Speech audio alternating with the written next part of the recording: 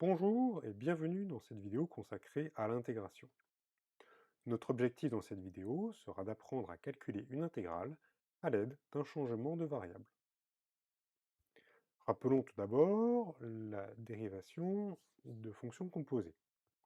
Si on prend deux fonctions u et v, et qu'on regarde la composée u rond v, alors la dérivée de cette composée sera égale à v' multiplié par u' rond v. Dit de manière différente, en prenant une variable x, la dérivée de u de v de x est égale à v de x fois u' de v de x. Prenons un exemple.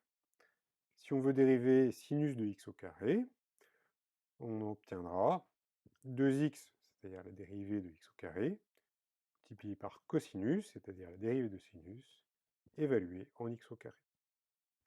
À l'aide de cette propriété de dérivation des fonctions composées, on peut énoncer le théorème qui sert de base au changement de variable de la façon suivante.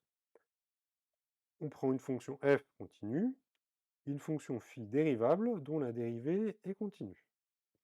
Alors, l'intégrale entre phi de a et phi de b de f de x dx, ce sera égal à l'intégrale entre a et b de f de phi de t multiplié par phi' de t dt. On voit qu'on a remplacé la variable x dans cette intégrale par la variable t. Plus précisément, x ici a été remplacé par phi de t. La méthode pour effectuer un changement de variable en pratique est la suivante. On va bien sûr changer la variable. Il faudra également changer les bornes et ne pas oublier de changer le dx. Prenons un exemple pour voir comment les choses se passent. Imaginons que l'on veut calculer l'intégrale entre 0 et 2 de 2x fois exponentielle de x au carré dx. On ne sait pas trouver une primitive de exponentielle de x au carré, mais par contre, on saurait trouver une primitive de exponentielle de y. Cela motive l'introduction de cette nouvelle variable, y, qui serait égale à x au carré. Cela nous donne notre changement de variable. Il faut maintenant changer les bornes. Si x est égal à 0, alors y sera égal à 0. Si x est égal à 2, alors y c'est égal à 2 au carré, c'est-à-dire 4. Enfin, on change le dx et le dy. Pour faire cela, on a dy qui est égal à 2x fois dx, 2x étant la dérivée de x au carré. À ce moment-là, on peut faire le changement de variable.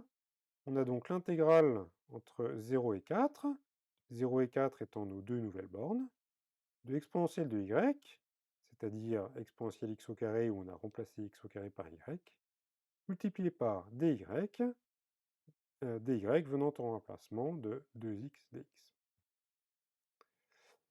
Intégrale entre 0 et 4 de l'exponentielle de y dy, ça se calcule facilement. C'est la différence de la primitive de l'exponentielle y, c'est-à-dire toujours exponentielle y, entre 0 et 4, c'est donc exponentielle 4 moins 1.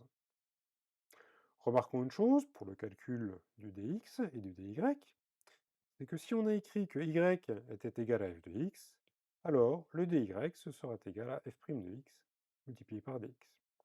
Inversement, si on avait écrit x égale g de y, on aurait dit que dx c'est égal à g' de y dy.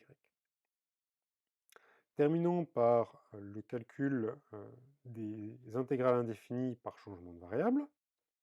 On procède de façon assez similaire, sauf que ici, pour calculer une intégrale indéfinie par changement de variable, il n'y aura plus de bornes à changer. La façon dont on va procéder est la suivante. Si on veut calculer l'intégrale indéfinie de 2x exponentielle x carré dx, on effectue les mêmes changements que tout à l'heure. On remplace le x au carré par y. Le 2x dx sera remplacé par du dy, il n'y a pas de borne à changer.